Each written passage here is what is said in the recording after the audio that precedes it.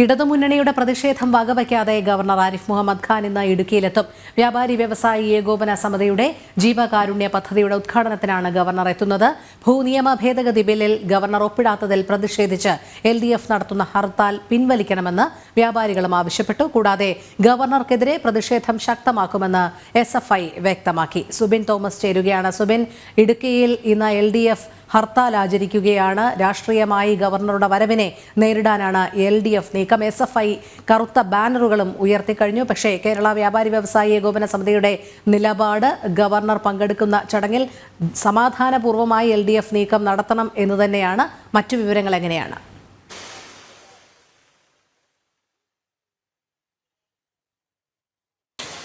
പ്രധാനമായും ഈ ഹർത്താൽ പുരോഗമിക്കുന്നു. പക്ഷേ ഹർത്താലിൽ അതത്ര ജനങ്ങൾ അതിനെ അങ്ങ് സ്വീകരിച്ചിട്ടില്ല എന്നുള്ളതിന്റെ വ്യക്തമായ ഉദാഹരണമാണ് ഈ നിരത്തിൽ കാണുന്ന വാഹനങ്ങൾ തന്നെ നമുക്ക് മനസ്സിലാക്കാം. ഈ ഹർത്താൽ പ്രഖ്യാപിച്ചിട്ടുണ്ടെങ്കിലും വാഹനങ്ങൾ ഏതാനും കടകൾ മാത്രമാണ് ഈ തൊടുപുഴ ഉൾപ്പെടെയുള്ള നഗരങ്ങളിൽ അടച്ചിട്ടുള്ളത്. പക്ഷേ പൊതുഗതാഗതം സ്വകാര്യ ബസ്സുകൾ സർവീസ് നടത്തുമെങ്കിലും മറ്റ് സ്വകാര്യ വാഹനങ്ങളെല്ലാം തന്നെ നിരത്തിൽ ഓടുന്ന ഒരു സാഹചര്യവുമുണ്ട്. പ്രധാനമായും ഈ ഗവർണർ തൊടുപുഴയിലേക്ക് എത്തുമ്പോൾ സമാനതകളില്ലാത്ത പ്രതിഷേധത്തിന് അത് ഇടയാക്കുമെന്നുള്ളതിന്റെ വ്യക്തമായ സൂചന ആദ്യഘട്ടത്തിൽ തന്നെ SFI പുറത്തുവിട്ടിരുന്നു. പ്രധാനമായും ഈ ഗവർണർ എത്തുന്ന പാതയിൽ ഒരു ബാനർ ഉയർത്തിക്കൊണ്ടാണ് ആ ഒരു പ്രതിഷേധത്തിന്റെ സ്വരം അവർ ആദ്യഘട്ടത്തിൽ ഉയർത്തിയിട്ടുള്ളത്. പക്ഷേ ഈ ബാനർ ഉയർത്തി ഏകദേശം ഇപ്പോൾ 1.5 മണിക്കൂർ കഴിഞ്ഞിട്ടും ഈ ബാനർ അഴിച്ചു മാറ്റുന്നതിന് പോലീസ് ഉദ്യോഗസ്ഥരുടെ ഭാഗത്തു നിന്നോ അല്ലെങ്കിൽ ബന്ധപ്പെട്ട ഉണ്ടായിട്ടില്ല എന്നുള്ളതാണ് എടുത്തു പറയേണ്ടതായിട്ടുള്ള ഒരു കാര്യം. ഗവർണർ എത്തുന്ന വഴിയിൽ ഗവർണർക്ക് കാണത്തക്ക വിധത്തിൽ തന്നെയാണ് ഈ ബാനർ കെട്ടിയിട്ടുള്ളത്. ആ ബാനറിൽ ഇത്തരത്തിലാണ് എഴുതിയിരിക്കുന്നത്, Sanghi Khan you are not welcome here എന്നാണ് എഴുതിയിട്ടുള്ളത്. പ്രധാനമായും അത് ഗവർണറെ പ്രകോപിപ്പിക്കാനുള്ള ഒരു സാധ്യത കൂടുതലാണ്. അങ്ങനെ പ്രകോപനമുണ്ടായാൽ അദ്ദേഹം ഈ ബാനർ ഉള്ളിടത്ത് ഇറങ്ങാനുള്ള സാധ്യതയുമുണ്ട്. അതുകൊണ്ട് തന്നെ കൂടുതൽ പോലീസുകാരെല്ലാം തന്നെ ഇവിടേക്ക് ഈ ബാനർ കെട്ടിയിരിക്കുന്ന ആ ഭാഗത്തേക്ക് എത്തിക്കുന്നുമുണ്ട്. പക്ഷേ ഈ ബാനർ അഴിച്ചു മാറ്റാനുള്ള ക്രമീകരണമോ അല്ലെങ്കിൽ നടപടികളോ ഒന്നും തന്നെ അധികൃതരുടെ ഭാഗത്തുനിന്നോ പോലീസിന്റെ ഭാഗത്തുനിന്നോ ഉണ്ടായിട്ടില്ല എന്നുള്ളതാണ് എടുത്തു പറയേണ്ടതായിട്ടുള്ള ഒരു കാര്യം. മറ്റൊരു കാര്യം എന്നുള്ളത് ഏതാനും നിമിഷങ്ങൾക്ക് മുമ്പ് SFIയുടെ ജില്ലാ സെക്രട്ടറി മാധ്യമങ്ങളെ കണ്ടിരുന്നു. പ്രതിഷേധമുണ്ടാകും, അതായത് ഗവർണർ വിദ്യാർത്ഥികളുടെ പ്രതിഷേധത്തിന് ചൂടറിയുമെന്ന ഒരു വെല്ലുവിളിയാണ് അയാൾ നടത്തിയിട്ടുള്ളത്, SFIയുടെ ജില്ലാ സെക്രട്ടറി നടത്തിയിട്ടുള്ളത്. ഇതിൽ നിന്നെല്ലാം തന്നെ വ്യക്തമാകുന്നത് ഗവർണർ ഈ അതിർത്തി ഇടുക്കിയിലേക്ക് കടന്നാൽ, തൊടുപുഴയിലേക്ക് കടന്നാൽ അത് വലിയ രീതിയിലുള്ള പ്രതിഷേധങ്ങൾ ഉണ്ടാകുമെന്നുള്ളതിന്റെ ഒരു സൂചന തന്നെയാണ് നൽകിയിട്ടുള്ളത്. ഏകദേശം 600ഓളം SFI പ്രവർത്തകരെ അണിനിരത്തിക്കൊണ്ടുള്ള പ്രതിഷേധത്തിനാണ് SFI പ്ലാൻ ചെയ്തിട്ടുള്ളത്. അത് ഈ ഗവർണർ കടന്നു വരുന്ന പാതയുടെ പല ഭാഗത്തായി നിന്നുകൊണ്ട് കരിങ്കൊടി കാണിക്കുക, മറ്റ് പ്രതിഷേധങ്ങൾ ഉയർത്തുക എന്നുള്ള ഒരു പദ്ധതിയിലാണ് ആ ഒരു പരിപാടികളെല്ലാം തന്നെ നിലവിൽ അവർ ആസൂത്രണം ചെയ്തിട്ടുള്ളത്. അതുകൊണ്ട് തന്നെ വലിയ സുരക്ഷയാണ് ഈ ഗവർണർ എത്തുന്ന വഴിയിൽ ഒരുക്കിയിട്ടുള്ളത്. റോഡിന്റെ ഇരുവശങ്ങളിലുമായി പോലീസ് ഉദ്യോഗസ്ഥരെ വിന്യസിപ്പിച്ചിട്ടുണ്ട്. ഏതെങ്കിലും തരത്തിൽ മുമ്പ് ഗവർണറുടെ വാഹനത്തിനെതിരെയൊക്കെ ഈ ഒരു അക്രമം ഉണ്ടാക്കാനുള്ള ഒരു ശ്രമമൊക്കെ നടന്നിരുന്നു. അതിന് സമാനമായ ഏതെങ്കിലും തരത്തിലുള്ള ഇടപെടൽ ഈ SFIയുടെ ഭാഗത്തു നിന്ന് ഉണ്ടാവാനുള്ള സാധ്യതയുണ്ട്. അതുകൊണ്ട് തന്നെ അത് തടയുക എന്ന ലക്ഷ്യത്തോടു കൂടിയാണ് പ്രധാനപ്പെട്ട ജംഗ്ഷനുകളിലും ഇടറോഡുകളിലും ഉൾപ്പെടെയുള്ള സ്ഥലങ്ങളിലെല്ലാം തന്നെ വലിയ രീതിയിൽ പോലീസിനെ വിന്യസിപ്പിച്ചിട്ടുള്ളത്. 11 മണിയോടുകൂടിയാണ് ഈ കേരള വ്യാപാരി വ്യവസായി ഏകോപന സമിതിയുടെ ജീവകാരുണ്യ പ്രവർത്തനങ്ങൾ ബന്ധിപ്പിച്ചുള്ള ഒരു പ്രോഗ്രാം നടക്കുന്നത്. 11 മണിയോടുകൂടിയാണ് ഗവർണർ എത്തുക എന്നുള്ളതാണ് അറിയിച്ചിട്ടുള്ളത്. അല്പസമയത്തിനകം കൊച്ചിയിൽ നിന്നും അദ്ദേഹം ഇടുക്കിയിലേക്ക് പുറപ്പെടും. ഈ ഗവർണർ എത്തുന്ന വേദിയിൽ, അതായത് ഈ വ്യാപാരി വ്യവസായ ഏകോപന സമിതിയുടെ പരിപാടി നടക്കുന്ന വേദിയിൽ പോലും പ്രതിഷേധങ്ങൾ ഉണ്ടാവാനുള്ള ഒരു സാധ്യത ഉണ്ടെന്നാണ് വിലയിരുത്തൽ. അതുകൊണ്ട് തന്നെ ഈ ഒരു വേദിയിലേക്ക് പ്രവേശിക്കുന്നത് അതിന് കടുത്ത നിയന്ത്രണം അവിടെയും ഏർപ്പെടുത്തിയിട്ടുണ്ട്, അവിടെയും പരിശോധനകൾ ഏർപ്പെടുത്തിയിട്ടുണ്ട്.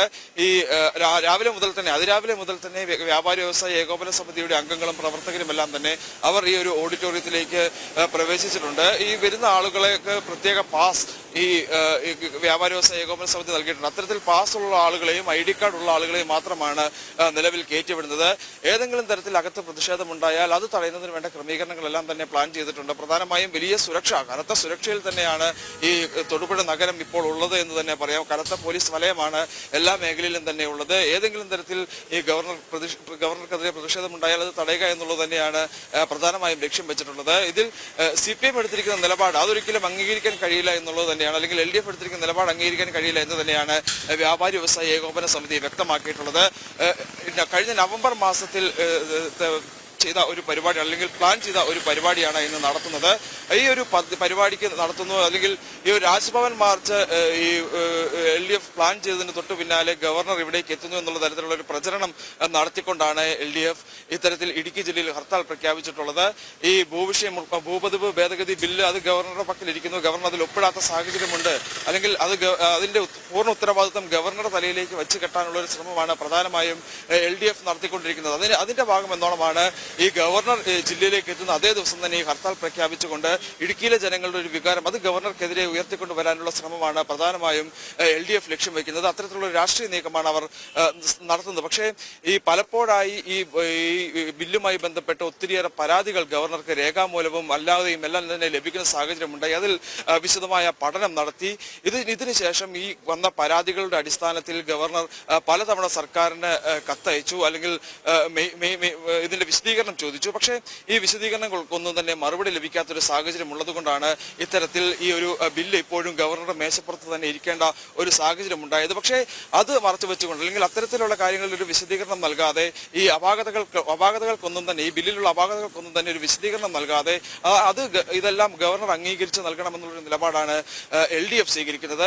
ആ നിലപാടിന് വിരുദ്ധമായി ഗവർണർ നിലപാടെടുത്തതാണ് നിലവിൽ ഇപ്പോൾ LDF-നെ ചൊടിപ്പിച്ചതും അത് ഗവർണറുടെ തലയിലേക്ക് അല്ലെങ്കിൽ ഈ ഒരു ബില്ലിൽ ഒപ്പിടാത്തത് അത് ഗവർണറുടെ തലയിലേക്ക് വച്ചു കെട്ടാനുള്ള ഒരു വലിയ നീക്കം LDF-ന്റെ ഭാഗത്തുനിന്നുണ്ടാകുന്നു. കൂടാതെ മറ്റ് നിരവധിയായ പ്രശ്നങ്ങളിൽ സർക്കാരും ഗവർണറും തമ്മിലുള്ള എതിർപ്പ് നിശ്ചിതമായി സർക്കാരിനെ പലപ്പോഴും ഗവർണർ വിമർശിക്കുന്ന സാഹചര്യമൊക്കെ ഉണ്ടായിട്ടുണ്ട്. അത്തരത്തിൽ അതിനെല്ലാം തന്നെ ഒരു പ്രതികാരം എന്നോണമാണ് ഈ ഗവർണർ ഈ ഇടുക്കി ജില്ലയിലേക്ക് എത്തിയപ്പോൾ തന്നെ ഇതിന് വലിയ രീതിയിലുള്ള പ്രതിഷേധങ്ങൾ ഉയർത്തിക്കൊണ്ട് ഇത്തരത്തിൽ ഈ ഒരു ഹർത്താൽ പ്രഖ്യാപിച്ചുകൊണ്ട് എല്ലാ രീതിയിലും ഗവർണർക്കെതിരായുള്ള ഒരു പ്രതിഷേധം ഈ LDF-ന്റെ നേതൃത്വത്തിൽ നിന്ന് അതായത് സുബിൻ നമുക്കിവിടെ ഗവർണർക്കെതിരെ അനാവശ്യമായ ഒരു പ്രകോപനം സൃഷ്ടിക്കലാണ് ഇടതുമുന്നണിയുടെ ലക്ഷ്യം എന്ന് തന്നെയാണ് മനസ്സിലാക്കേണ്ടിയിരിക്കുന്നത്. കാരണം ഭൂപതിവ് ഭേദഗതി ബിൽ പരിശോധിച്ച ശേഷം തുടർ നടപടിയെന്ന് ഗവർണർ കഴിഞ്ഞ ദിവസം വ്യക്തമാക്കിയിരുന്നു. അതുമാത്രമല്ല ഈ പരിപാടി കേരള വ്യാപാരി വ്യവസായ ഏകോപന സമിതി തീരുമാനിച്ചത് നവംബർ മാസത്തിലാണ്. അന്ന് തന്നെ ഗവർണറെ ക്ഷണിച്ചിരുന്നതുമാണ്. അതുകൊണ്ട് ദയവ് ചെയ്ത് ഈ ഹർത്താലിൽ നിന്ന് പിന്മാറണം എന്നുള്ളതും പറഞ്ഞിരുന്നു. പക്ഷേ അതൊന്നും കേൾക്കാതെയാണ് ഇടതുമുന്നണിയുടെ ഈ നീക്കം. സുബിനിലേക്ക് എത്താം. ഇപ്പോൾ ഈ വിഷയത്തിൽ പ്രതികരിക്കുന്നതിനായി ഡീൻ കുര്യാക്കോസ് MP ചേരുകയാണ്. ശ്രീ ഡീൻ, ഇടതുമുന്നണി ഹർത്താലിന് ആഹ്വാനം ചെയ്തിരിക്കുകയാണ്, ഹർത്താൽ ആചരിക്കുകയാണ്. പക്ഷേ കേരള വ്യാപാരി വ്യവസായ ഏകോപന സമിതി മുന്നോട്ട് പോകുമെന്ന് തന്നെ അറിയിച്ചിട്ടുണ്ട്. ശക്തമായ സുരക്ഷാ ക്രമീകരണങ്ങൾ ഇടുക്കിയിൽ വിന്യസിച്ചിട്ടുണ്ട്. എങ്ങനെയാണ് താങ്കൾ ഇതിനെ കാണുന്നത്? ഇടതുമുന്നണിയുടെ ഹർത്താൽ തികച്ചും രാഷ്ട്രീയ പ്രേരിതവും അനാവശ്യവുമാണ്. വ്യാപാരി വ്യവസായ ഏകോപന സമിതിയെ ഒറ്റപ്പെടുത്തുന്നതിന് വേണ്ടി എലിയെ പേടിച്ച് ഇല്ലം ചുടുക എന്നോ ഇനി അല്ലെങ്കിൽ അങ്ങാടിയിൽ തോറ്റതിന് അമ്മയുടെ നെഞ്ചത്തോ എന്ന് പറയുന്ന രീതിയിലാണ് ഇടതുപക്ഷ മുന്നണിയുടെ നേതൃത്വത്തിലുള്ള ഈ സമരാഭാസം. ഒരു വശത്ത് രാജ്ഭവനിലേക്ക് അവർ മാർച്ച് പ്രഖ്യാപിച്ചിരിക്കുകയാണ്, മറ്റൊരു വശത്ത് അവർ ഹർത്താലും പ്രഖ്യാപിച്ചിരിക്കുകയാണ്. ജനങ്ങളെ ഇതിൽ കൂടുതൽ പീഡിപ്പിക്കാൻ മറ്റൊന്നില്ല എന്ന് പറയേണ്ടിയിരിക്കുന്നു. ഇപ്പോ ഇവർ പാസ്സാക്കിയിരിക്കുന്ന ഭൂപതിവ് ഭേദഗതി നിയമം ജനങ്ങൾക്ക് ഉപകാരമില്ലാത്തതാണ്. അത് പാസ്സായി വന്നാലും ജനങ്ങൾക്ക് യാതൊരു പ്രയോജനം കിട്ടാൻ പോകുന്നില്ല. തന്നെയുമല്ല, ഈ ഗവർണറെ ഉപയോഗപ്പെടുത്തിക്കൊണ്ട് ഈ ബില്ലിൽ ഒപ്പുവെക്കുന്ന പരിപാടി അല്ലെങ്കിൽ ബില്ല് നിയമമാകുന്ന ആ ഒരു സാഹചര്യം ഒഴിവാക്കുന്നതിന് വേണ്ടി സർക്കാർ പരമാവധി പരിശ്രമിക്കുന്നുണ്ട്. അക്കാര്യത്തിൽ ഗവർണർ അവരോട് സഹകരിക്കുന്നുണ്ട് എന്നുള്ളതാണ് ഞങ്ങളുടെ അഭിപ്രായം. ഗവർണറും ഗവൺമെന്റും തമ്മിലുള്ള ഒരു ഒത്തുകളി നാടകം ഇതിനകത്ത് നടക്കുന്നുണ്ട്. കാരണം അല്ലെങ്കിൽ പിന്നെ എന്തിനാണ് ഗവർണർ ഇത് ഒപ്പിടാതെ വലിച്ചു കൊണ്ടുപോകുന്നത്? ഈ ഗവർണർ ഈ നിയമത്തിൽ ഒപ്പുവെച്ച് കഴിഞ്ഞാൽ അതിന്റെ പ്രതിസന്ധി പോകുന്ന ഇടതുപക്ഷം തന്നെയാണ്. കാരണം അത്ര വിരുദ്ധമായ നിയമമാണിത്. ഗവൺമെന്റ് ഇതിനോടൊപ്പം തന്നെ ജനങ്ങളുടെ മുന്നിൽ ഒരു വർഷം ഈ നാട്ടിൽ കുളിച്ചുകൊണ്ട ഒരു സാഹചര്യത്തിൽ ഈ കാര്യങ്ങൾ തന്നെ. പക്ഷെ ഗവർണർ അത് ഒപ്പുവെക്കാതെ നീട്ടി കൊണ്ടുപോകാൻ ഈ തരത്തിലുള്ള സമരാഭാസങ്ങളിലേക്ക് ജനങ്ങളെ വലിച്ചെടുക്കുകയും ചെയ്യുക. ഇത് ഒപ്പുവെച്ചാൽ